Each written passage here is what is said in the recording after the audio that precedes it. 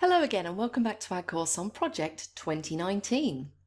In this section, I'm going to be setting you exercise 1, and the information that you need to complete exercise 1 is in the exercises folder. And what you're going to need is the text file exercise 01 Major Tasks.txt, and you can see I've got that file open here in Notepad. And that lists the major tasks, the major headings for the bathroom refit that you are going to plan, which is very exciting.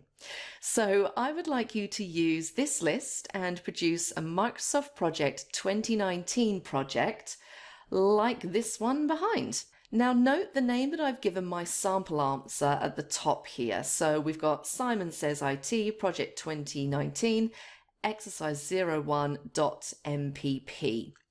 All of the sample answers that I provide will be in that same exercise folder. So make sure that you finish up with something pretty close to what I have here.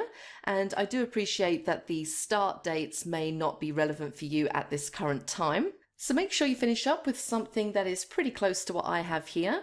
I do appreciate that the start date and the finish date may vary in the examples that you're using depending on when you're doing this course. So see how you go with exercise 1. That's it from me for this section. Please join me in the next one.